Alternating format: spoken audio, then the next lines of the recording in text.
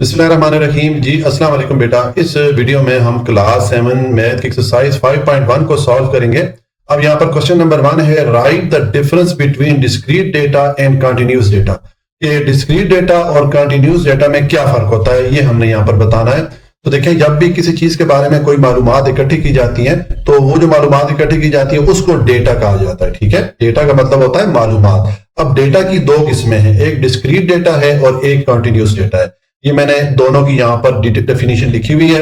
Discrete data में जो मालूमात इकट्ठी की जाती हैं वो काउंट करके, गिन के या शुमार करके वो मालूमात इकट्ठी की जाती हैं। ठीक है, और जो कॉन्टिन्यूस डेटा होता है इसमें जो मालूमात इकट्ठी की जाती है उनको मेजर किया जाता है, उनकी पैमाइश करके वो मालूमात जो है इकट्ठी की जाती है। ठीक है, तो देखें पहले मैं डिस्क्रीट डेटा की डेफिनेशन पढ़ता हूं। ये हो गया, data can be counted in whole number. कि जो डिस्क्रीट डेटा होता है इसमें जो डेटा होता है उसको काउंट किया जाता है, और चूंकि वो डेटा को काउंट किया जाता है, उसको शुमार किया जाता है, गिना जाता है, तो इसलिए इसमें जो मालूमात होती है वो होल नंबर के सूरत में होती है, यानी कि इसमें आशारिया वाले नंबर नहीं होते। ठीक है, इसकी यहाँ पर एग्जांपल दी है, number of student in a class, के एक क्लास में बच्चों की तादाद या स्टूडेंट की तादाद। तो यहाँ पर कुछ एग्जांपल दिए, मिसाल के तौर पे 25 है, 30 है, 35 है। अब ये होल नंबर में, ठीक है, यहाँ पर अशारिये में हम नहीं दे सकते। मिसाल के तौर पे हम 25.1 नहीं लिख सकते या 25.5 नहीं लिख सकते, क्योंकि जो स्टूडेंट है ये होल नंबर भी आ सकते हैं। कोई इस तरह हम नहीं कह सकते कि आधा बच्चा पौना बच्चा।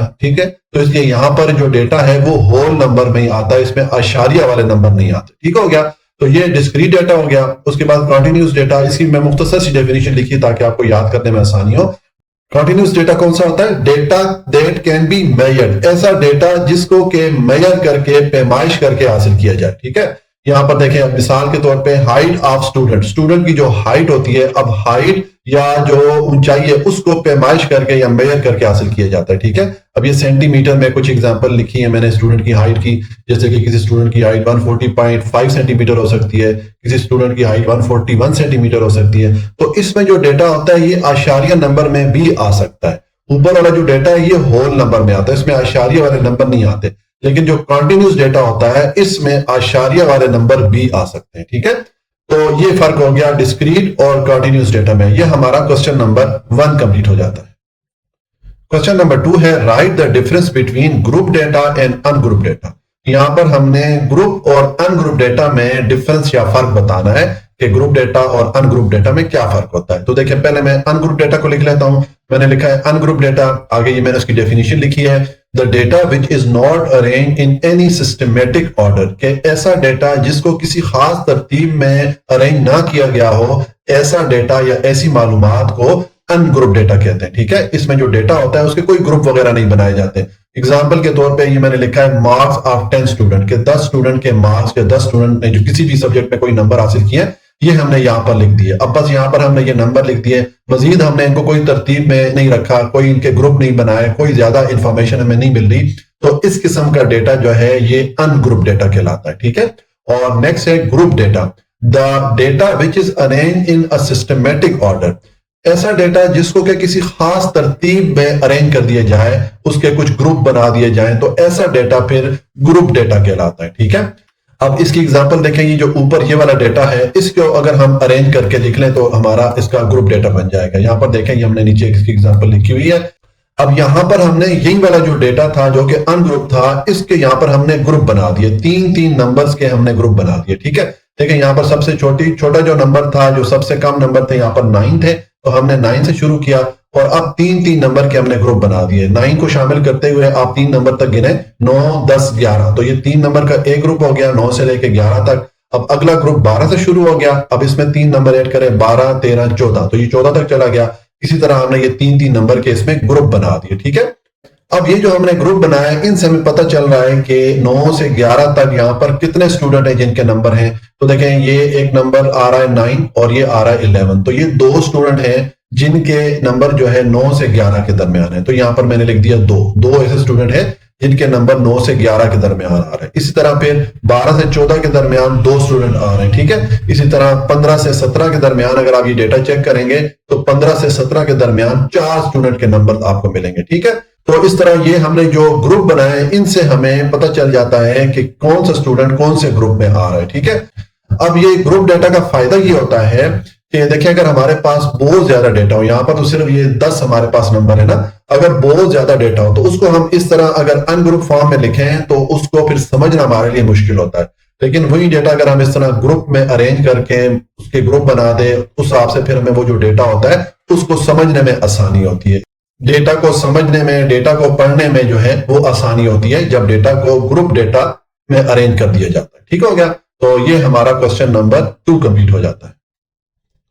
क्वेश्चन नंबर 3 है separate discrete data and continuous data. ये नीचे इसने हमें कुछ एग्जांपल दिए हैं, तो हमने इसमें डिस्क्रीट डेटा और कंटिन्यूस डेटा को अलग-अलग करना है, उसको सेपरेट करना है। ठीक है, तो देखें आपको मैंने बताया था क्वेश्चन नंबर 1 में कि डिस्क्रीट डेटा में जो डेटा होता है, जो मालूमात होती है, उनको काउंट किया जाता है, उनको गिना जाता है। ठीक है, और कंटिन्यूस डेटा में जो डेटा होता है, जो मालूमात होती है, उनकी पैमाइश की जाती है, उनको मेजर किया जाता है। ठीक है, तो बस इस हिसाब से हम देख लेते हैं। देखें यहाँ पर अब ये पहले वाला है the number of student in class 7 या 7th क्लास के 7वीं क्लास में नंबर ऑफ स्टूडेंट, तो जाहिर है जो तलबा की तादाद है या नंबर ऑफ स्टूडेंट है उनको गिना जाएगा। ठीक है, तो ये वाला जो डेटा ये डिस्क्रीट डेटा हो जाएगा। तो आप यहाँ पर पहला अपना आंसर लिख लेंगे डिस्क्रीट डेटा भी लिख सकते हैं साथ। ठीक है, मैंने लिख दिया डिस्क्रीट। उसके बाद दूसरा है the weight of a bag, एक बैग का वजन, तो वजन की पैमाइश की जाती है। ठीक है, इसलिए यहाँ पर मैंने लिख दिया कि ये जो डेटा है ये कॉन्टिन्यूस डेटा है। ठीक हो गया।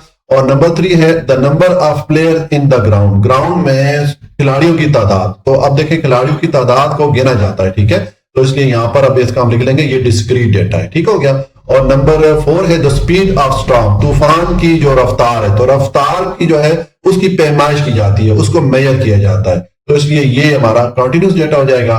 और नंबर 5 है the temperature of a room, के किसी एक कमरे का टेम्परेचर या दर्जा हरारत, तो टेम्परेचर को भी मेजर किया जाता है, उसकी पैमाइश की जाती है। ठीक है, तो इसलिए ये जो नंबर 5 है ये भी कंटिन्यूस डेटा हो जाएगा। ठीक है, तो ये बस इसका सोल्यूशन हो जाएगा। ये हमारा पार्ट 3, ये हमारा क्वेश्चन नंबर 3 कंप्लीट हो जाता है। क्वेश्चन नंबर 4 है read the frequency table given below. ये हमें एक फ्रीक्वेंसी टेबल दिया गया। ठीक है, आगे ये इस तरह के टेबल बहुत सारे आएंगे, वहां पर फिर डिटेल से हम इसको पढ़ेंगे। And answer the following question, और हमें इस फ्रीक्वेंसी टेबल के बारे में उन्होंने यहाँ पर कुछ क्वेश्चन यहाँ पर दिए हैं, हमने इनका आंसर लिखना है। ठीक है, तो ये अभी आंसर हम लिखते हैं, उससे पहले मैं आपको एक चीज बता दूं। देखें ये जो हमारी फ्रीक्वेंसी टेबल होती है, इसमें ये जो ग्रुप बनाए जाते हैं इनको क्लास इंटरवल कहा जाता है। ठीक है, ये जो क्लास इंटरवल होती है, इसकी जो शुरू वाली वैल्यू होती है इसको लोअर लिमिट ऑफ क्लास कहते हैं। ठीक है, और ये जो ऊपर वाली वैल्यू होती है इसको अपर लिमिट ऑफ क्लास कहते हैं। ठीक है, ये चीज आपने ध्यान में रखनी है।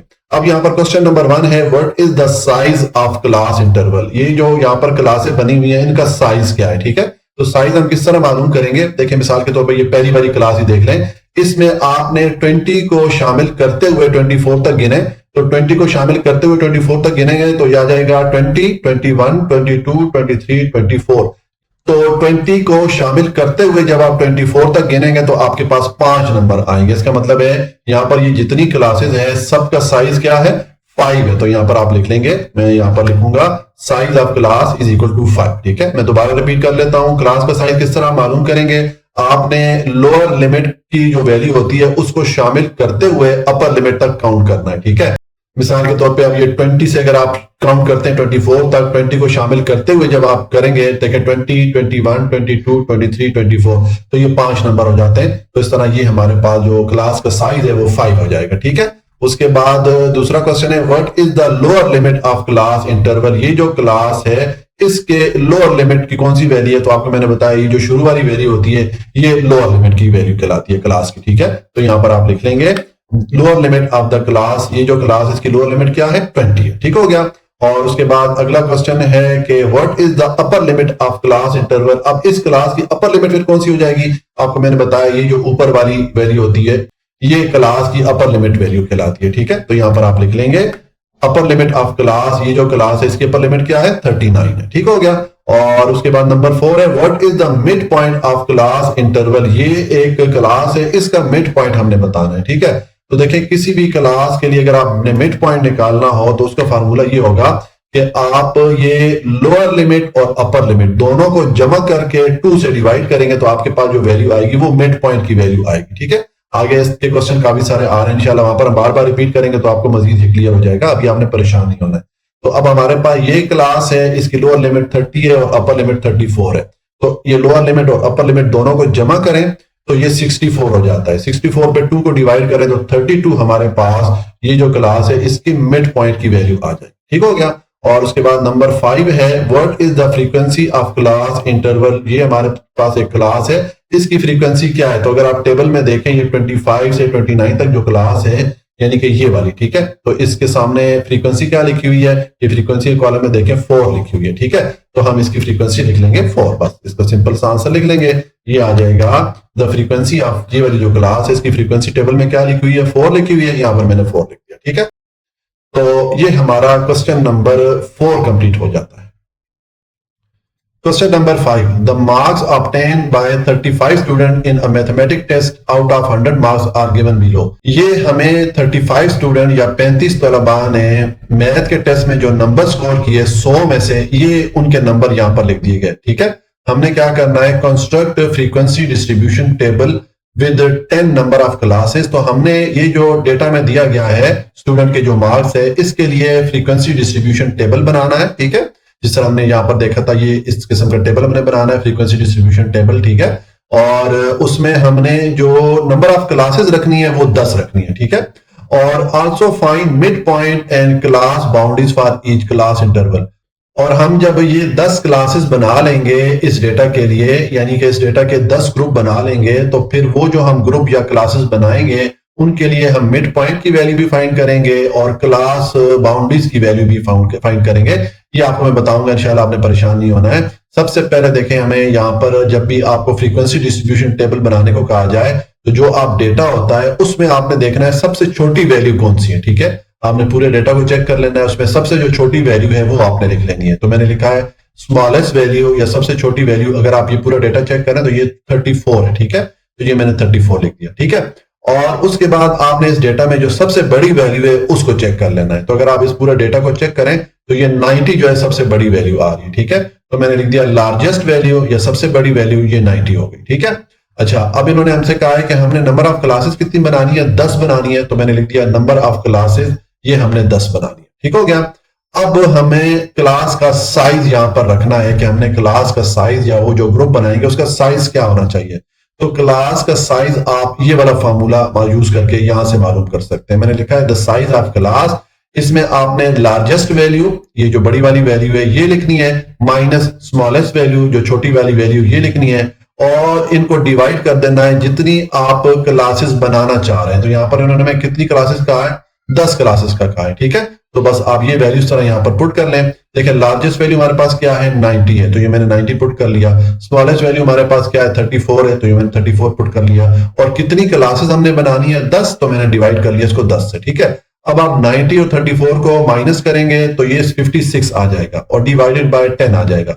56 को आप 10 से डिवाइड करेंगे तो 5.6 आपके पास जो क्लास का साइज है वो आ जाता है। हम इसको होल नंबर में ले आएंगे, हमारे पास इशारिया में आया तो हम इसको होल नंबर में ले आएंगे, तो इसको हम राउंड ऑफ कर लेंगे तो 5.6 को हम तकरीबन 6 के इक्वल लिख सकते हैं। ठीक है, यानी कि हम जो क्लास बनाएंगे उसका जो साइज होगा वो 6 होगा। ठीक है, तो अब हम इसके लिए फ्रीक्वेंसी डिस्ट्रीब्यूशन टेबल बनाते हैं। ठीक है, देखें हमारा जो टेबल होगा वो किस तरह होगा। इसमें सबसे पहले आपने ये वाला कॉलम लिख देना है क्लास इंटरवल, यहां पर हम क्लासेस बनाएंगे या ग्रुप बनाएंगे। ठीक है, तो देखिए अब ये क्लासेस हम किस तरह बनाएंगे, आपने जो सबसे छोटी वैल्यू है डेटा में उससे शुरू करना है। ये मैंने 34 लिखा। ठीक है, अब हमने क्लास का साइज यहां पर रखना है, तो क्लास का साइज हमने मालूम किया है कि ये 6 होना चाहिए। ठीक है, तो उसके लिए आप क्या करेंगे, आप ये 34 को शामिल करते हुए 6 तक काउंट करें। ठीक है, 34, 35, 36, 37, 38, 39। जब 34 को शामिल करते हुए आप 6 तक काउंट करेंगे तो आप 39 पे चले जाएंगे। तो ये हमारे पास पहली क्लास बन गई है। इसकी लोअर लिमिट हमारे पास 34 है और इस क्लास की अपर लिमिट हमारे पास 39 है। ये हमने पहली क्लास बना ली है जिसका साइज है 6। ठीक है, हम जो जितनी भी क्लासेस बनाएंगे सबका साइज हमने 6 ही रखना है। अब हमने नेक्स्ट क्लास बनानी है, अगली क्लास अब हमारी जो है ये पिछली वाली क्लास 39 पे खत्म हो रही है, तो अगली वाली क्लास अब 40 से आप स्टार्ट करेंगे। ठीक है, अगले नंबर से स्टार्ट करेंगे। अब आप 40 को शामिल करते हुए दोबारा 6 तक गिने तो ये 45 तक आप आ जाएंगे, यानी कि जो दूसरी आपकी क्लास बनी है इसमें जो लोअर लिमिट है ये 40 है और इसकी अपर लिमिट की वैल्यू 45 होगी। ठीक है, अब आपने तीसरी क्लास को शुरू करना है, तो अब आपने कहां से शुरू करना है? देखिए पिछली क्लास हमारी 45 पे खत्म हो रही है, तो अगली क्लास 46 से शुरू होगी। अब 46 को शामिल करते हुए इसी तरह आप 6 तक काउंट करेंगे तो आपकी जो ये वाली क्लास बनेगी ये 51 तक चली जाएगी। ठीक है, इस तरीके से आपने क्लासेस बनानी है। हर क्लास का साइज आपने 6 रखना है। और कहां तक जाना है? देखें आपके पास यहाँ पर जो बड़ी वैल्यू कितनी थी, 90 है। ठीक है, तो आपने यहां तक आना है जहां पर ये 90 की वैल्यू कवर हो जाए। हम 93 तक जब आ गए तो इसमें हमारी जो 90 की वैल्यू है वो आ जाती है, तो यहां पर हम स्टॉप कर लेंगे। ठीक है, अब यहां पर अगर आप देखें तो टोटल हमारे पास कितनी क्लासेस होंगी? ये 10 क्लासेस होंगी। 1 2 3 4 5 6 7 8 9 10। हमने 10 क्लासेस बना ली है। यही हमें इन्होंने क्वेश्चन में कहा था कि हमने नंबर ऑफ क्लासेस या क्लासेस की तादाद 10 रखनी है। ठीक है, हमने 10 क्लासेस बनाई और हर क्लास का साइज हमने 6 रखा। ठीक है, तो ये पहला हमारा स्टेप होता है, ये पहला कॉलम हमारा बन जाता है क्लासेस का। ठीक है, अब बाकी ये जितने भी कॉलम हैं ये इसी कॉलम की बेस पे बनेंगे। ठीक है, ज्यादा मुश्किल काम नहीं है। देखिए मैं आपको बताता हूं। अब अगला जो कॉलम है ये टेली मार्क का है। हमने अब यहां पर टेली मार्क पुट करने हैं। टेली मार्क जो है इस तरह स्ट्रेट लाइन को कहते हैं, वो हम किस तरह पुट करेंगे?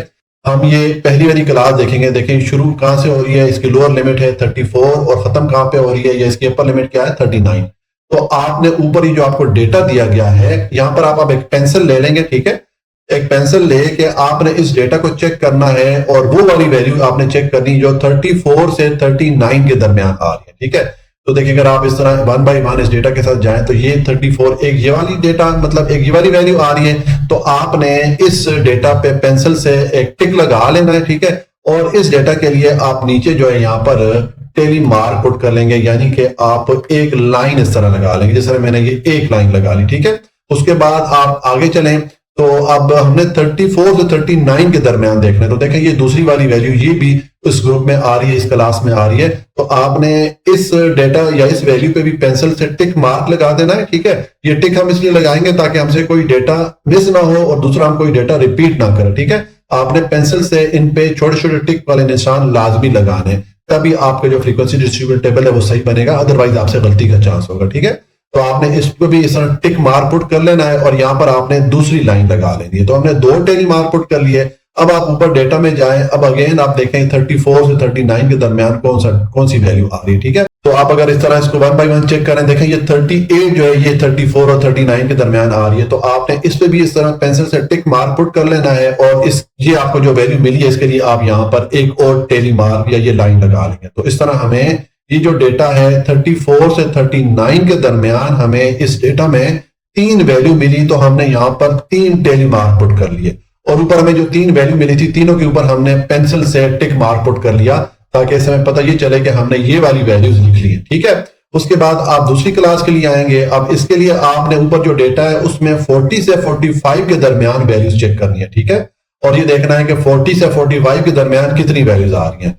तो अगर आप ये पूरा डेटा चेक करें 40 से 45 के दरमियान अगर आप यहाँ पर डेटा चेक करें तो इसमें ये सिर्फ 42 आ रहा है, बाकी कोई भी जो वैल्यू है वो 40 से 45 के दरमियान नहीं आ रही। तो आपने इस पे टिक मार्क लगा देना है पेंसिल से और यहाँ पर इसके लिए अब आप एक टेली मार्क पुट कर लेंगे। ठीक है, इसका मतलब है कि हमें 40 से 45 के दरमियान सिर्फ एक वैल्यू मिली है। ठीक है, इसी तरह फिर आप 46 से 51 के लिए डेटा चेक करेंगे। ठीक है, तो अब 46 से 51 के लिए काफी सारी वैल्यूज आ रही हैं। ठीक है, तो देखें जब आप टेली मार्क पुट करेंगे अगर आपको 4 तक वैल्यूज मिलती हैं तो इस तरह आपने 4 लाइनें पुट कर देनी है। लेकिन अगर आपको 5वीं वैल्यू मिलेगी तो फिर आप ये 4 लाइनें लगा के 5वीं वैल्यू के लिए इस तरह क्रॉस में लाइन लगा देंगे। ये जो सिंबल है इसका मतलब है कि 5 वैल्यूज हमें मिली हैं इस ग्रुप के लिए। ठीक है, या इस क्लास के लिए। ठीक है, तो आपको 5 वैल्यू मिली, आपने इस तरह ये क्रॉस लगा दिया, ये पहली 5 वैल्यू के लिए आपका निशान हो जाएगा। उसके बाद मजीद आपको 4 वैल्यूज मिलेगी, तो आपने मजीद यहाँ पर 4 टेली मार्क पुट कर लेने। ठीक है, अब ये 1 बाय 1 यहाँ पर मैं अगर चेक करूंगा तो काफी टाइम लग जाएगा। बहरहाल जब आप ये जो आपकी क्लास है 46 से 51 तक, इसके लिए आप ये डेटा चेक करेंगे 1 बाय 1, तो आपको 46 से 51 तक टोटल कितनी वैल्यू मिलेगी? 9 वैल्यू मिलेगी। ठीक है, तो जो जो वैल्यू आपको मिलती जाए उसके लिए आपने यहाँ पर इस तरह टेली मार्क की लाइन लगानी है और ऊपर उसके आपने पेंसिल से उसको टिक मार्क करते जाना है। ठीक है, ताकि कोई वैल्यू आपकी रिपीट ना हो या कोई वैल्यू आपसे मिस ना हो। ठीक है, और बस ये आपने ध्यान में रखना है कि जब अगर आपको पांचवी वैल्यू मिलती है तो फिर आप 4 लाइनें लगाने के बाद पांचवी लाइन इस तरह क्रॉस में लगा लेंगे, इसका मतलब है 5 वैल्यूज हमें मिली है। ठीक है, तो इस तरह आपने ये वाली जो क्लास है इसके लिए ये टैली मार्क लगा दिए, बाकी जितनी क्लासेस है सब के लिए आप इसी तरीके से टैली मार्क लगा देंगे। तो ये आपके पास टैली मार्क की वैल्यूज आ गई, ये कॉलम पूरा हो गया। ठीक है, अब हमने फ्रीक्वेंसी लिखनी है। तो फ्रीक्वेंसी का मतलब ये है कि ऊपर जो डेटा है उसमें 34 से 39 के दरमियान कितनी वैल्यूज आ रही है। तो देखें टैली मार्क से हमें पता चल रहा है कि इसके लिए 3 वैल्यूज आ रही हैं इस क्लास के दरमियान। ठीक है, तो यहाँ पर आप 3 पुट कर लेंगे। इसी तरह ये जो क्लास है इसके ऊपर कितनी वैल्यूज आ रही है, 1 वैल्यू आ रही है, तो यहाँ पर इसकी फ्रीक्वेंसी 1 पुट कर लेंगे। ठीक है, इसी तरह ये जो क्लास है इसकी जो वैल्यूज है ऊपर डेटा में 46 से 51 के दरमियान कितनी वैल्यूज आ रही है, 5 और 4 9 वैल्यूज आ रही है, तो यहाँ पर आप 9 पुट कर लेंगे। बस इस तरीके से आपने ये फ्रीक्वेंसीज लिख लेंगे। ठीक है, तो देखिए हमने ये पहले वाले कॉलम से दूसरे वाला कॉलम बना लिया और दूसरे वाले कॉलम से हमने तीसरे वाला कॉलम बना लिया। हमने जो है फ्रीक्वेंसी की ये सारी वैल्यूज यहाँ पर लिख लेनी है। अब जब आप ये फ्रीक्वेंसी लिख लेंगे तो इनको अगर आप सम करें, टोटल करें, तो आपको 35 टोटल मिलेगा।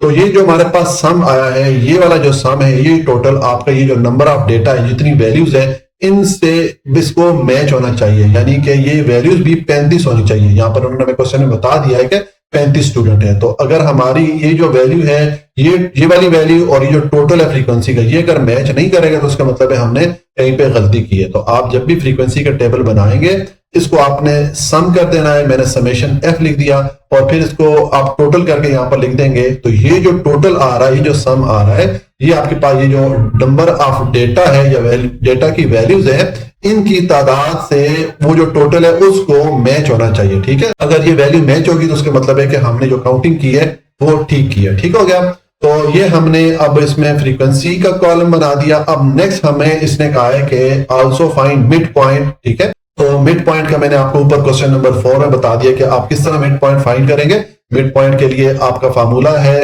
Lower limit plus upper limit divided by 2। किसी भी क्लास की अगर आपने मिड पॉइंट की वैल्यू लिखनी है तो आपने ये लोअर लिमिट और अपर लिमिट दोनों को जमा करके 2 से डिवाइड कर देंगे तो आपके पास मिड पॉइंट की वैल्यू आ जाएगी। ठीक है, मिसाल के तौर पे यहां पर मैं आपको कैलकुलेटर से करके बता देता हूं। देखें, अब देखें मैंने पहली वाली क्लास के लिए मिड पॉइंट की वैल्यू लिखनी है, तो इसकी लोअर लिमिट क्या है 34, इसमें मैं जमा करूंगा। इसकी अपर लिमिट हमारे पास 39 है, दोनों को जमा किया तो 73 आ जाता है। 73 पे अब आप 2 को डिवाइड करेंगे तो आपके पास मिड पॉइंट की वैल्यू आ जाएगी 36.5। तो देखें यहाँ पर मैंने मिड पॉइंट की वैल्यू इसकी लिखी होगी 36.5। ठीक है, इसी तरह फिर आप इस क्लास के लिए मालूम करना चाह रहे हैं तो 40 प्लस 45 इन दोनों को जमा करें तो 85 हो जाता है। 85 पे 2 को डिवाइड करें तो 42 आ जाता है। इसी तरह ये आपने बाकी जितनी क्लासेस हैं सबके लिए मिड पॉइंट की वैल्यू मालूम कर लेनी है। ठीक है, मिड पॉइंट का फार्मूला मैं रिपीट कर देता हूं कि किसी भी क्लास की आप मिड पॉइंट वैल्यू मालूम करेंगे तो उसकी लोअर लिमिट और अपर लिमिट दोनों को जमा करके 2 से डिवाइड करेंगे तो आपके पास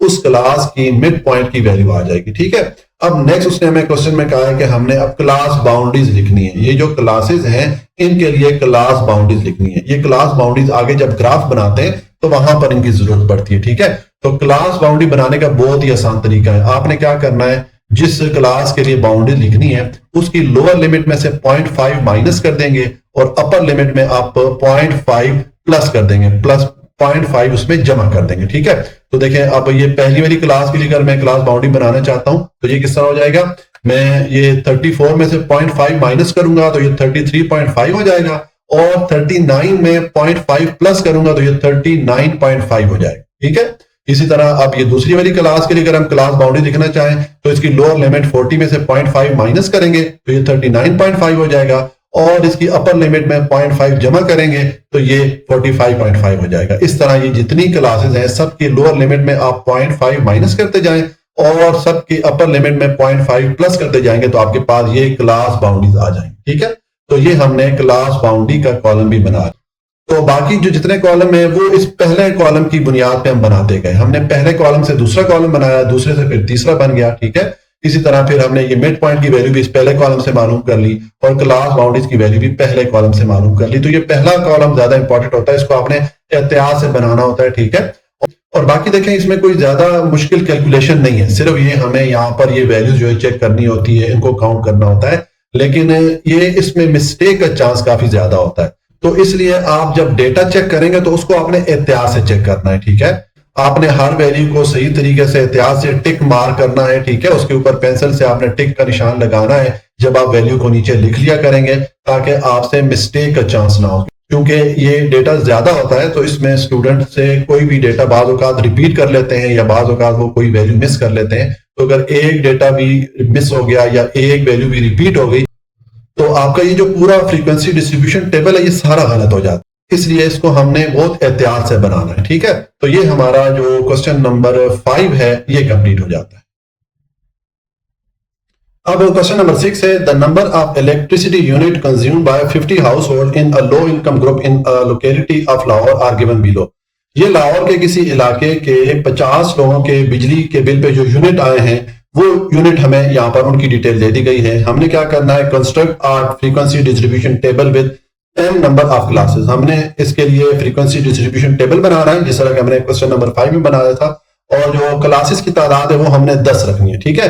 also calculate mid point and class boundary. और फिर हम जब ये क्लासेस बनाए लेंगे 10 तो उनके लिए हमने मिड पॉइंट और क्लास बाउंड्रीज की वैल्यूज भी फाइंड करनी है, सेम जिस तरह के हमने क्वेश्चन नंबर 5 में बनाई थी, ठीक। तो अब देखें पहला स्टेप हमारा क्या होता है, आपको जो डेटा दिया जाता है इसमें आपने सबसे पहले जो सबसे छोटी वैल्यू है वो तलाश करनी है इस पूरे डेटा में। तो ये 45 जो है ये सबसे इसमें छोटी वैल्यू आ रही है, तो मैंने लिख दिया स्मॉलेस्ट वैल्यू या सबसे छोटी वैल्यू 45 हो गई। उसके बाद इसमें जो सबसे बड़ी वैल्यू वो सर्च करेंगे पूरे डेटा में, तो ये 155 है, तो मैंने लिख दिया लार्जेस्ट वैल्यू, ये मैंने 155 लिख दी। जो बड़ी वैल्यू है सबसे वो 155 है, ठीक है। और नंबर ऑफ क्लासेस या क्लासेस की तादाद से हमें 10 का है, तो मैंने लिख दिया number of classes equal to 10, ठीक है। अब हम साइज ऑफ क्लास जो है वो मालूम कर सकते हैं। उसके लिए मैंने आपको ये वाला फॉर्मूला बताया था क्वेश्चन नंबर 5 में, ये साइज ऑफ क्लास किस तरह मालूम होता है। ये आप लार्जेस्ट वैल्यू में से स्मॉलेस्ट वैल्यू को माइनस करें और फिर हमारे पास जो आंसर है उसको आप नंबर ऑफ क्लासेस से डिवाइड कर लें, ठीक है। तो देखिए हमारे पास लार्जेस्ट वैल्यू 155 है, ये मैंने लिख दी, स्मॉलेस्ट वैल्यू 45 है, ये मैंने लिख दी, और divided by number of classes या क्लासेस की तादाद हम 10 रखना चाह रहे हैं, तो डिवाइडेड बाय मैंने 10 कर दिया। अब 155 में से 45 को माइनस करें तो 110 आ जाएगा, डिवाइडेड बाय ये वाला 10 आ गया। अब इस 10 से 110 को डिवाइड करेंगे तो 11 आपके पास जो क्लास का साइज है वो आ जाएगा, यानी कि हर क्लास का साइज जो होगा वो 11 का होगा, ठीक है। तो देखिए अगर हम इस क्लास साइज के साथ ये जो ऊपर डेटा है इसको 10 क्लासेस में तकसीम करें तो ये पूरा डेटा तकसीम नहीं होता, इसमें जो लास्ट वाली वैल्यू ये रह जाती है, ये कवर नहीं होती। तो उसके लिए या तो हम 11 क्लासेस बनाएं या फिर हम ये करेंगे कि चूंकि उन्होंने हमें 10 क्लासेस बनाने को कहा है तो हम क्लासेस 10 ही रखेंगे, लेकिन जो आखिरी वाली क्लास होगी उसका हम थोड़ा साइज चेंज कर लेंगे, ठीक है।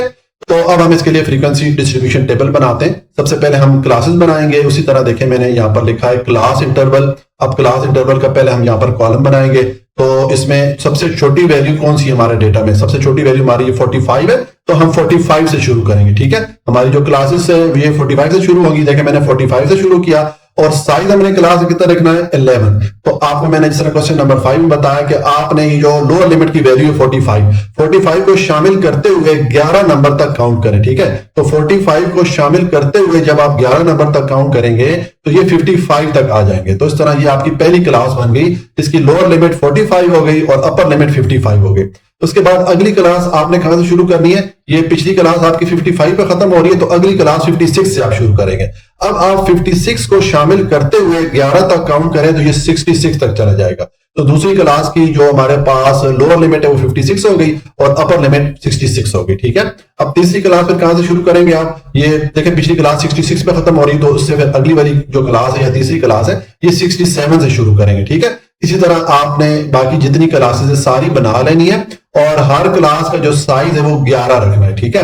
तो ये आपके पास देखें पहली 10 क्लासेस तो ठीक बन गई। अब आखिरी वाली जो क्लास है इसका साइज हमें अगर 11 रखे ना, तो फिर 144 से अगर आप 144 को शामिल करते हुए अगर आप 11 तक काउंट करेंगे तो आपकी जो अपर लिमिट है 154 आ जाएगी। लेकिन हमारे पास सबसे बड़ी वैल्यू इस डेटा में 155 है, तो 155 इसमें कवर नहीं हो रही थी, इसलिए हमने आखिरी वाली जो क्लास है इसका साइज 12 कर दिया, ठीक है। क्योंकि 144 से को शामिल करते हुए अगर आप 12 तक गिनेंगे तो आपकी जो अपर लिमिट है 155 तक चली जाएगी, ठीक हो गया।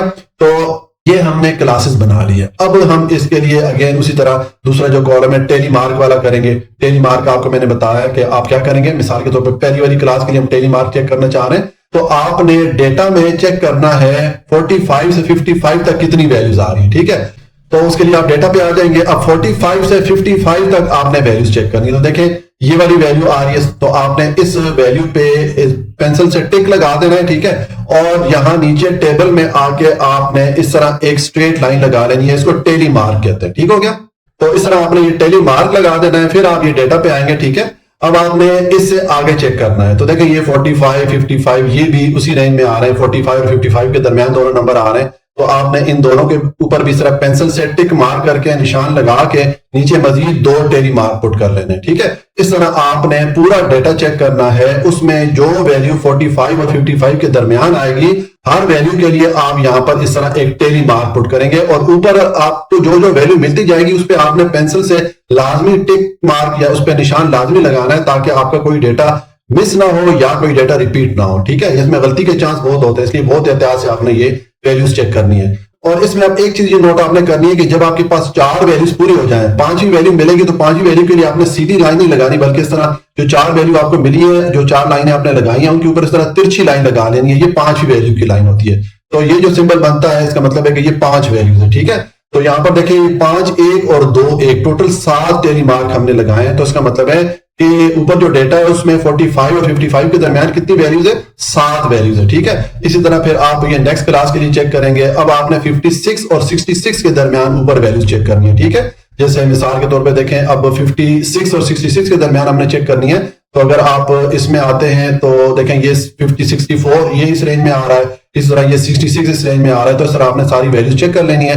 जो जो वैल्यू आपको मिलेगी उसके ऊपर आपने पेंसिल से टिक मार्क या निशान लगाना है, और हर वैल्यू के लिए नीचे आपने इस तरह टेली मार्क या लाइन लगाने हैं। अगर आपके पास 4 लाइनें पूरी हो जाती है और 5वीं वैल्यू मिलती है, तो इस तरह क्रॉस में आपने ये वाली लाइन लगा लेनी है, ठीक है। यहां पर देखें हमने टोटल 5 और 1 6 टेली मार्क पुट किए हैं। इसका मतलब है कि ये जो हमारी क्लास है इसके ऊपर कितनी वैल्यू मिल रही है, इस रेंज के अंदर 6 वैल्यूज हमें मिल रही है, ठीक है। इसी तरह ये बाकी क्लासेस के लिए आपने ऊपर पूरा डेटा चेक करना है, और जो जो वैल्यू आपको मिलती जाएगी आपने उस वैल्यू पे निशान लगा के नीचे उसके लिए टेली मार्क पुट करना है। तो जब आप एंड तक आएंगे, यहां तक आएंगे, तो आपके ऊपर जितना डेटा है सब पे आपका टिक मार्क लग चुका होगा, ठीक है। तो इस तरह ये आपका जो टेली मार्क वाला कॉलम है ये आपका पूरा हो जाएगा, ठीक है। उसके बाद आपने फ्रीक्वेंसी वाला कॉलम लिखना होता है। तो फ्रीक्वेंसी का मतलब ये होता है कि ये जो हमारी क्लास है 45 से लेकर 55 तक, इसमें कितनी वैल्यूज आ रही है। तो वो यहां से हमें पता चल रहा है, देखें 5 और 2 7 वैल्यूज आ रही हैं 45 से 55 के दरमियान। तो यहां पर आप लिख लेंगे 7, ठीक है। फ्रीक्वेंसी की तादाद होगी 7 इस क्लास के लिए। दूसरी क्लास की फ्रीक्वेंसी की तादाद जो है आप टेली मार्क से आपको पता चल सकता है, देखिए 5 और 1 6 टोटल 6 यहाँ पर फ्रीक्वेंसी की तादाद आ जाएगी, यानी कि इस क्लास के ऊपर जो वैल्यूज आ रही हैं उनकी तादाद 6 है, ठीक है। इसी तरह ये जो क्लास है इसकी रेंज में कितनी वैल्यूज आ रही है, 4 वैल्यूज आ रही हैं। इस तरह आपने ये टेली मार्क को चेक करते हुए आपने फ्रीक्वेंसीज की वैल्यूज लिख लेनी है, ठीक है। और उसके बाद अब हमने मिड पॉइंट इसके लिए कैलकुलेट करना है, क्योंकि देखिए हमें क्वेश्चन में कहा है कि हमने मिड पॉइंट और क्लास बाउंड्रीज लिखनी है। तो मिड पॉइंट का तरीका आपको मैंने फार्मूला बताया था कि किसी भी क्लास में मिड पॉइंट आप लिखना चाहते हैं तो क्या लिखते हैं आप, lower limit plus upper limit दोनों को जमा करके 2 से डिवाइड करते हैं, तो आपके पास मिड पॉइंट की वैल्यू आ जाती है, ठीक है। तो देखें ये आप लोअर लिमिट 45 है, अपर लिमिट 55 है, दोनों को जमा करें तो 90 हो जाता है। 90 पे 2 को डिवाइड करें, दोनों को जमा करें तो 100 हो जाता है। 100 पे 2 को डिवाइड करें तो मिड पॉइंट की वैल्यू 50 आ जाएगी। इसी तरह 56 और 66 दोनों को अगर आप जमा करेंगे तो ये 122 हो जाता है। इस पे 2 को डिवाइड करें तो 61 आ जाएगा। इस तरह ये आपने सारी क्लासेस के लिए लोअर लिमिट और अपर लिमिट को जमा करके उस पर 2 को डिवाइड करते जाना है, तो ये आपके पास मिड पॉइंट की वैल्यूज आ जाएंगी सारी क्लासेस के लिए, ठीक है। और उसके बाद क्लास बाउंड्रीज हमने लिखनी होती है कि क्लास बाउंड्रीज आगे जब हम ग्राफ बनाएंगे तो वहां पर इनकी जरूरत पड़ती है। तो क्लास बाउंड्री का तरीका आपको मैंने बताया था, बहुत ही आसान है कि आपने ये क्लासेस जिस क्लास के लिए आपने क्लास बाउंड्री लिखनी होती है उसकी लोअर लिमिट में से 0.5 माइनस कर दें और अपर लिमिट में 0.5 जमा कर दें, ठीक है। तो देखिए मैं ये पहली क्लास के लिए कर रहा हूं, तो ये लोअर लिमिट 45 थी, इसमें से 0.5 माइनस किया तो ये 44.5 हो गया, और अपर लिमिट 55 है, इसमें हमने 0.5 प्लस किया तो ये 55.5 हो गया। इसी तरह ये सारी क्लासेस की जो लोअर लिमिट की वैल्यूज हैं इनमें 0.5 आपने माइनस कर देना है, तो आपके पास ये वैल्यूज आ जाएंगी, और अपर लिमिट की जो वैल्यूज हैं उनमें आपने 0.5 जमा करना है, तो आपके पास ये वाली वैल्यूज आ जाएंगी। तो ये आपके पास सारी जो क्लास बाउंड्रीज है उनकी वैल्यूज भी आ जाएगी, ठीक है। मैं थोड़ा सा इसको इस तरह कर लेता हूं ताकि आप इस टेबल को आराम से थोड़ा तसल्ली से देख लें, ठीक है। तो ये हमारे पास फाइनल जो डिस्ट्रीब्यूशन टेबल है वो आ जाएगा। अच्छा, इस पे एक चीज मैं आपको बताना भूल गया कि जब आप ये फ्रीक्वेंसी का टेबल लिखते हैं तो इसको आपने टोटल करना है। टोटल करेंगे तो ये 50 आएगा। तो ये जो टोटल है, ये जो यहाँ पर डेटा की तादाद है, इससे मैच होना चाहिए, क्योंकि यहाँ पर इसने हमें कहा है ना कि 50 लोगों का ये डेटा है और हमारा फ्रीक्वेंसी जो कॉलम उसको भी टेबल करें वहां पर भी 50 आ रहा है, इसका मतलब हमारा जो डेटा है मैच हो रहा है। अगर ये टोटल इसके साथ मैच नहीं होगा तो इसका मतलब हमने कहीं ना कहीं पे गलती की है, ठीक है। तो आपने इस चीज का ख्याल रखना है। तो इस तरह ये हमारा जो क्वेश्चन नंबर 6 है ये कंप्लीट हो जाता है। क्वेश्चन नंबर 7 है the scores in science of 45 student are given below. ये नीचे 45 स्टूडेंट या 45 स्टूडेंट का जो साइंस में उन्होंने नंबर हासिल किए हैं उनका डेटा यहाँ पर दे दिया गया है। Construct a frequency distribution table with 5 number of classes. तो हमने इस डेटा के लिए भी उसी तरह फ्रीक्वेंसी डिस्ट्रीब्यूशन टेबल बनाना है और हमने क्लासेस की तादाद यहाँ पर 5 रखनी है, ठीक है। Find mid points and class boundaries. और फिर हमने उसी तरह जिस तरह के पीछे 2 क्वेश्चन में हम करते आए कि हम जो क्लासेस बनाएंगे उनके लिए मिड पॉइंट और क्लास बाउंड्रीज भी बनाएंगे, ठीक है। तो अब देखिए पहला स्टेप क्या होता है, आपको मैंने पीछे 2 क्वेश्चन बताया कि सबसे पहले आपको जो डेटा दिया जाए उसमें जो सबसे छोटी वैल्यू है वो आप चेक करें कौन सी बनती है, ठीक है। तो अगर आप इस डेटा को चेक करेंगे तो आपको सबसे छोटी या स्मॉलेस्ट वैल्यू 59 मिलेगी, ठीक हो गया। और उसके बाद आप इस डेटा में जो सबसे बड़ी वैल्यू है या लार्जेस्ट वैल्यू है वो चेक करें। तो अगर आप इस पूरे डेटा को चेक करेंगे तो इसमें आपको जो सबसे बड़ी वैल्यू है वो 96 मिलेगी। तो मैंने लिख दिया largest value is equal to 96। Smallest value या छोटी वैल्यू 59 हो गई, लार्जेस्ट वैल्यू इस डेटा में या बड़ी वाली वैल्यू जो है 96 हो गई, ठीक है। और इन्होंने कितनी नंबर ऑफ क्लासेस बनाने को बोला है, 5 नंबर ऑफ क्लासेस बनाने को बोला है। तो नंबर ऑफ क्लासेस मैंने यहां पर लिख दिया 5, ठीक हो गया। अब हम क्लास का साइज मालूम कर सकते हैं। ये फार्मूला आपको मैंने बताया पीछे दोनों क्वेश्चन में। The size of class equal है largest value minus smallest value divided by number of classes. Largest value आपके पास 96 है तो ये मैंने 96 पुट कर लिया। स्मॉलेस्ट या छोटी वैल्यू आपके पास 59 है तो यहाँ पर मैंने 59 पुट कर लिया। और नंबर ऑफ क्लासेस यानी कि जितनी क्लासेस हम बनाना चाह रहे हैं, हम 5 क्लासेस बनाना चाह रहे हैं तो यहाँ पर डिवाइडेड मैंने 5 कर दिया, ठीक है। अब आप 96 में से 59 को माइनस करेंगे तो 37 हो जाएगा, डिवाइडेड बाय ये 5 आ जाएगा। 5 से 37 को डिवाइड करें तो ये 7.4 आ जाता है, ठीक है। अब हम इसको राउंड ऑफ कर लेते हैं, हम इसको होल नंबर बना लेते हैं। ये आशारिया में नंबर आ गया, इसको हम होल नंबर में चेंज कर लेंगे। तो 7.4 को आप राउंड ऑफ करेंगे तो इसको आप 8 कर लेंगे, ठीक है। तो हमने इसका मतलब है जो क्लास का साइज है वो कितना रखना है, 8 रखना है, ठीक हो गया।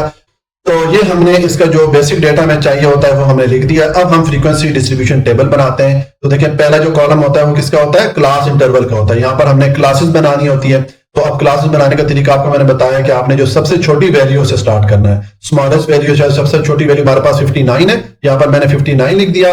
अब हमने क्लास का साइज कितना रखना है, 8 रखना है। तो आपने 59 को शामिल करते हुए 8 तक जब काउंट करेंगे तो आप 66 तक चले जाएंगे। यानी कि ये जो क्लास है इसकी लोअर लिमिट 59 हो जाएगी और अपर लिमिट 66 हो जाएगी, ठीक है। ये हमारी पहली क्लास बन गई है। उसके बाद जब दूसरी क्लास बनाएंगे तो अब दूसरी क्लास आप देखें, पहली क्लास 66 पे खत्म हो रही है तो अगली क्लास आप 67 से शुरू करेंगे। अब आप 67 को शामिल करते हुए 8 तक काउंट करेंगे तो आप 74 पे चले जाएंगे। देखें 64 67 को अगर शामिल करें 67 68 69 60 70 71 72 73 74। जब हमने 67 को शामिल करते हुए 8 तक काउंट किया तो हम 74 पे चले गए। तो इस क्लास की लोअर लिमिट 67 हो गई और अपर लिमिट 74 हो गई। इसी तरह अब अगली क्लास जो है वो 75 से शुरू होगी, ठीक है। आप 75 में 8 को शामिल करते हुए जब 8 तक काउंट करेंगे तो ये 82 पे चले जाएंगे। इसी तरह आपने ये बाकी जो 2 क्लासेस है ये भी आपने इस तरह बना लेनी है। टोटल हमने यहाँ पर 5 क्लासेस बनानी है, ठीक है। हमें इन्होंने 5 क्लासेस बनाने का बोला है। तो ये हमारी क्लासेस बन गई हैं। अब हमने ये टेली मार्क वाला कॉलम यहाँ पर इसमें टेली मार्क लगाने हैं, यानी कि जो स्ट्रेट लाइनें हमने लगाने होती है जिस तरह के आपने क्वेश्चन नंबर 5 और 6 में लगाई थी। तो उसका तरीका आपको मैंने बताया कि मिसाल के तौर पे अब ये पहली वाली क्लास है, इसके लिए यहाँ पर हम टेली मार्क लगाएंगे। तो उसके लिए आपने ऊपर डेटा में जाके 59 से 66 के दरमियान जो वैल्यूज है वो चेक करनी है कि इस रेंज में कितनी वैल्यूज आ रही है, ठीक है। मिसाल के तौर पे आप ऊपर जाएंगे, ये आपका डेटा है। अब आपने 59 से 66 के दरमियान वैल्यूज चेक करनी है। देखें ये 61 जो है इस रेंज में आ रही है, ठीक है। तो आपने 61 के ऊपर पेंसिल से इस तरह टिक मार्क का निशान लगा लेना है और ये एक वैल्यू आपको मिली है तो आप इस वैल्यू के लिए, इस एक वैल्यू के लिए यहां पर आके एक इस तरह स्ट्रेट लाइन लगा लेंगे, इसको टेली मार्क कहते हैं, ठीक है। उसके बाद आप डेटा पे जाएं, यहां पर आप देखें कि अब अगली 61 के बाद आप देखें कौन सी वैल्यू जो है इस रेंज में आ रही है। 59 से क्या वैल्यू थी, 66 के दरमियान, ठीक है। तो देखें ये 65 इस रेंज में आ रही है। फिर अगर आप आगे चलें तो इसमें आपको ये 62 जो है इस रेंज में आ रही है। इस तरह आपने देख लेना है कि 59 से 66 में कौन कौन सी वैल्यू आ रही है हर वैल्यू जो जो आपको उस रेंज में मिलती जाएगी उसके ऊपर आपने पेंसिल से टिक मार्क या निशान लाजमी लगाना है, और जो जो वैल्यू मिलेगी उसके लिए आपने एक एक लाइन या एक एक टेली मार्क इस तरह लगाते जाना है। ठीक है, जब आपके पास 4 टेली मार्क पूरी हो जाए उसके बाद अगर 5वीं वैल्यू मिलती है आपको इस रेंज में, तो उसके लिए आपने टेली मार्क इस तरह क्रॉस में लगा लेना है। ये जो सिंबल बनता है इसका मतलब है कि ये 5 वैल्यूज है। ठीक है, तो इसका मतलब है कि जब आप 59 से 66 की रेंज के लिए ये डेटा चेक करेंगे तो आपको टोटल यहाँ पर 10 वैल्यूज मिलेगी, क्योंकि देखिए यहाँ पर जो टोटल टेली मार्क हमने लगाए ये 10 है, 5 और 5 10 टेली मार्क लगाए। ठीक है, इसी तरह अब ये दूसरी जो क्लास है जो कि 67 से शुरू हो रही है और 74 पे खत्म हो रही है, अब इसके लिए हम टेली मार्क लगाएंगे तो आपने ऊपर डेटा में 67 से 74 की रेंज में आप वैल्यूज चेक करनी है।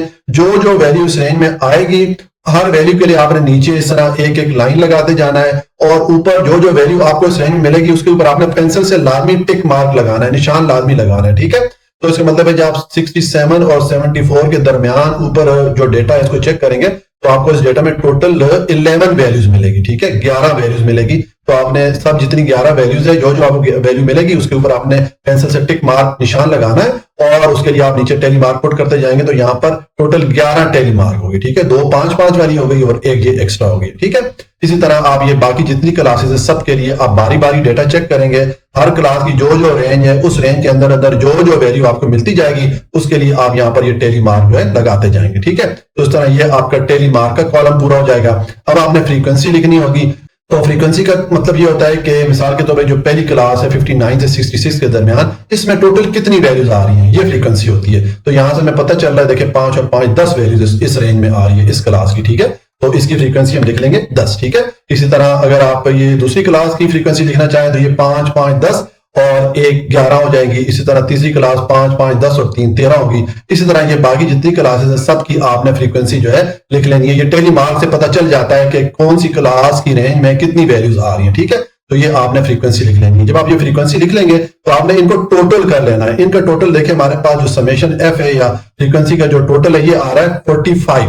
तो ये जो वैल्यू आपके पास आ रही है ये ऊपर जो डेटा है इसकी इनकी तादाद से इसको मैच होना चाहिए। ठीक है, यहां पर इसने हमें बता भी दिया है कि ये जो डेटा है 45 स्टूडेंट का, इसका मतलब है टोटल यहां पर जो वैल्यूज है 45 है, और हमारी जो फ्रीक्वेंसी है ये भी 45 आ रही है। तो इसका मतलब है हमने जो कैलकुलेशन की है वो करेक्ट है। अगर ये टोटल और ऊपर वाला जो डेटा की वैल्यू है, जो डेटा की तादाद है वो अगर बराबर नहीं होगी तो इसका मतलब है हमने कहीं पे मिस्टेक की है। ठीक हो गया, तो ये हमने फ्रीक्वेंसी कर ली। अब नेक्स्ट उसने हमसे कहा था कि हमने मिड पॉइंट और क्लास बाउंड्रीज लिखनी है। ठीक है, तो मिड पॉइंट फाइंड करने का तरीका आपको मैंने पीछे दोनों क्वेश्चन में बताया कि आप किस भी क्लास के लिए मिड पॉइंट की वैल्यू मालूम करना चाहते हैं तो आप क्लास की लोअर लिमिट और अपर लिमिट दोनों को जमा करके 2 पे डिवाइड कर ले। ठीक है, तो देखें मैं इसको दोनों वैल्यूज आपस में जमा करता हूं। 59 प्लस 66 ये मैंने लोअर लिमिट और अपर लिमिट दोनों को जमा किया तो 125 आ गया। इस पे अब 2 को डिवाइड करें तो हमारे पास 62.5 जो है इस क्लास के लिए मिड पॉइंट की वैल्यू आ जाती है। ठीक है, तो देखें यहाँ पर मैंने 62.5 लिखी है। इसी तरह बाकी जितनी क्लासेस हैं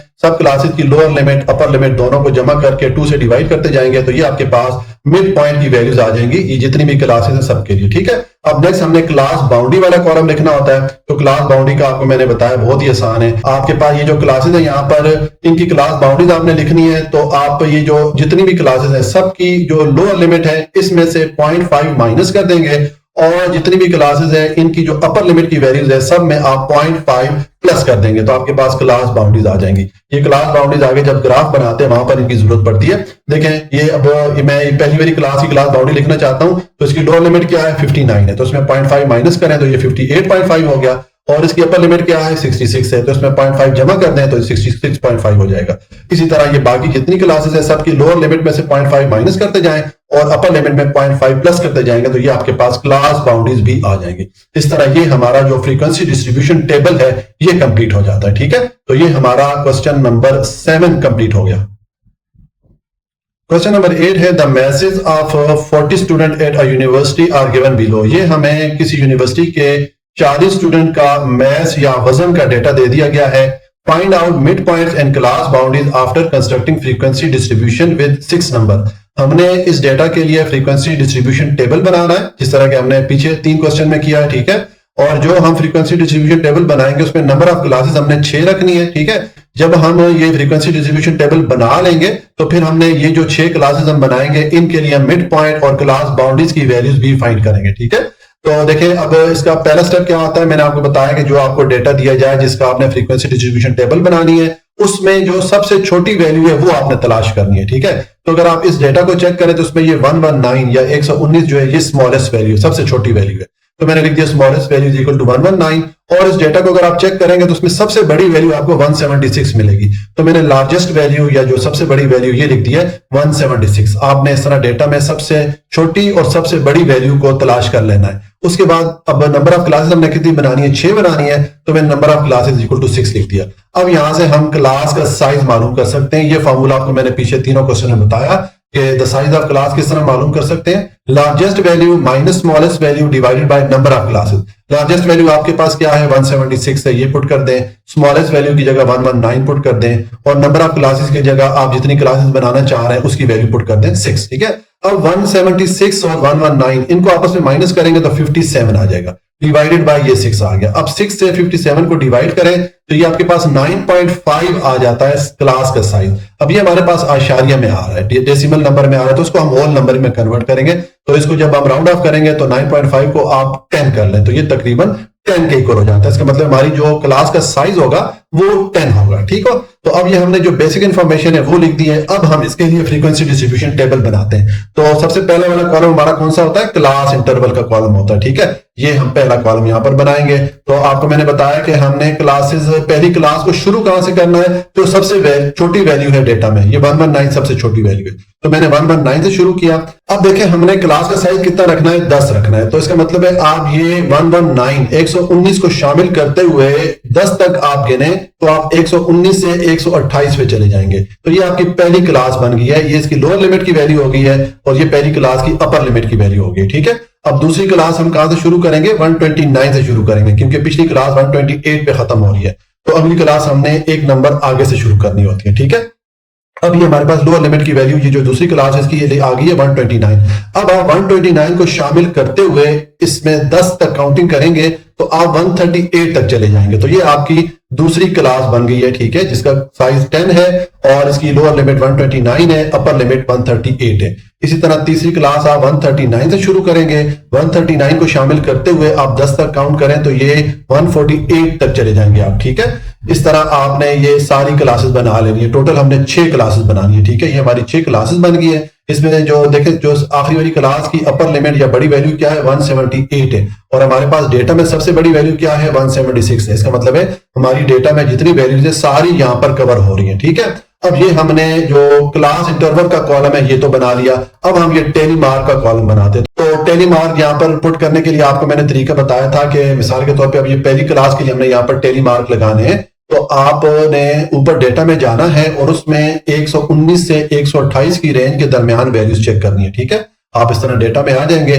यहाँ पर 119 से 128, 119 से 128 के दरमियान आपने वैल्यू चेक करनी है कौन सी आ रही है। ठीक है, तो देखिए अगर यहाँ पर आप आते हैं तो आपको जो वैल्यू है 119 से 128 के दरमियान, ये देखें ये वैल्यू एक मिल रही है 126। ठीक है, तो आपने इस वैल्यू पे पेंसिल से टिक मार्क लगा लेना है, इस पे निशान लगा लेना है। निशान आपने लाजमी लगाना है ताकि हमारा कोई भी डेटा हमसे मिस ना हो और दूसरा कोई भी वैल्यू हमसे रिपीट ना हो, क्योंकि यहाँ पर अक्सर स्टूडेंट गलती कर लेते हैं। अगर एक वैल्यू भी मिस हो गई या एक वैल्यू भी रिपीट हो गई, डबल हो गई, तो आपका पूरा जो फ्रीक्वेंसी डिस्ट्रीब्यूशन टेबल है वो गलत हो जाता है। ठीक है, तो आपको जो वैल्यू मिलेगी उसके ऊपर आपने पेंसिल से इस तरह टिक मार्क कर लेना है, उसका निशान लगा लेना है, और जो वैल्यू मिलेगी उसके लिए आपने इस तरह एक सीधी लाइन लगा ली, इसको टेली मार्क कहते हैं। ठीक है, इस तरह फिर आपने ऊपर जाना है और ये जो आपकी रेंज है 119 से 128 के दरमियान आपको जो जो वैल्यू मिलेगी हर वैल्यू पे आपने इस तरह पेंसिल से टिक मार्क करना है, और हर वैल्यू के लिए आपने नीचे यहाँ पर ये एक टेली मार्क या एक स्ट्रेट लाइन लगानी है। ठीक है,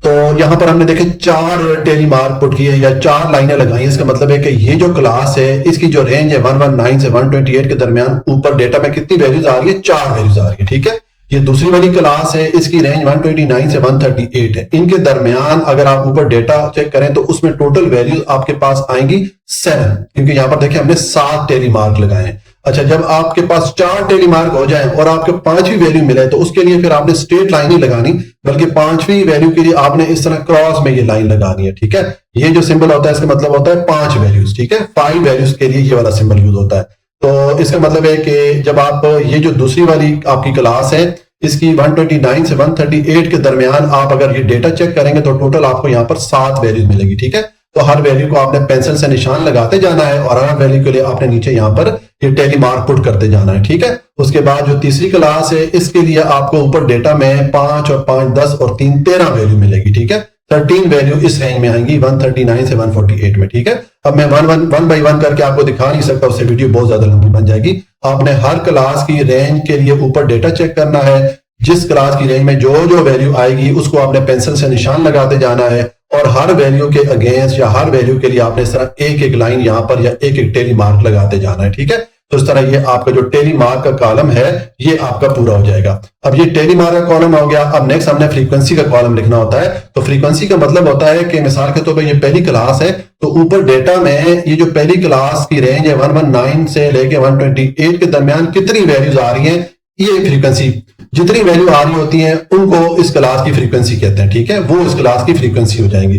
तो यहाँ टेली मार्क से हमें पता चल रहा है कि टोटल 4 वैल्यूज इस रेंज में आ रही थी ऊपर डेटा में, तो यहाँ पर फ्रीक्वेंसी क्या हो जाएगी, 4 हो जाएगी। यानी कि इस क्लास की रेंज में ऊपर जो डेटा है उसमें 4 वैल्यूज आ रही है। ठीक है, तो इसकी फ्रीक्वेंसी 4 हो गई। इसी तरह ये जो दूसरी क्लास है इसकी रेंज में टोटल ऊपर 7 वैल्यूज आ रही है, तो इसकी फ्रीक्वेंसी 7 हो गई।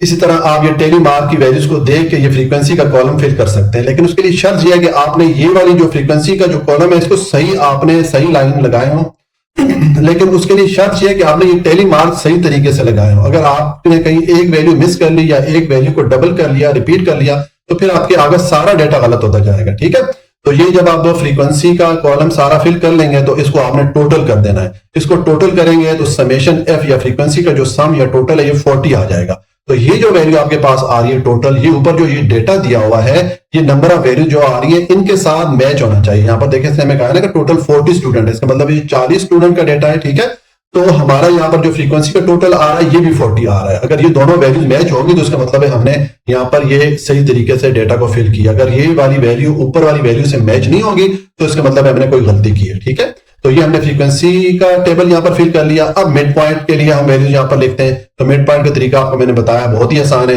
जिस क्लास के लिए मिड पॉइंट लिखते हैं उसकी लोअर लिमिट और अपर लिमिट दोनों को जमा करके 2 पे डिवाइड कर लेते हैं। तो अब यहाँ पर इस क्लास की लोअर लिमिट 119 है और अपर लिमिट 128 है, इनको आपस में जमा कर लेते हैं। देखें 119 प्लस 128 जमा किया।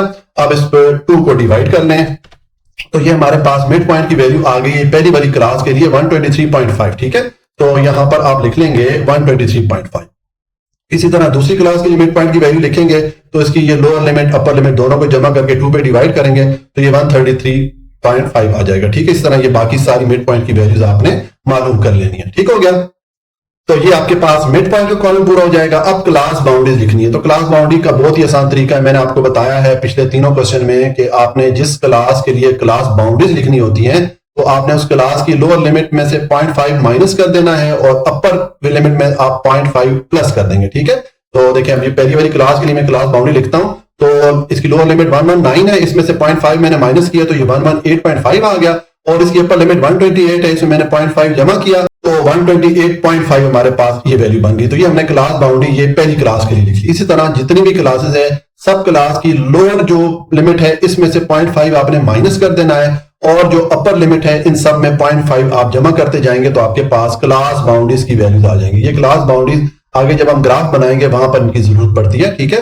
तो ये हमारे पास क्लास बाउंड्रीज का कॉलम भी इस तरह ये हमारा जो फ्रीक्वेंसी डिस्ट्रीब्यूशन टेबल है ये कंप्लीट हो जाता है। इसके साथ हमारा क्वेश्चन नंबर 8 कंप्लीट हो गया और साथ एक्सरसाइज 5.1 भी कंप्लीट हो जाती है। जी बेटा, अगर आपको कोई भी पॉइंट समझ में नहीं आया हो तो आप कमेंट में लाजमी पूछिएगा। वीडियो को लाइक सब्सक्राइब और शेयर जरूर कर लीजिएगा।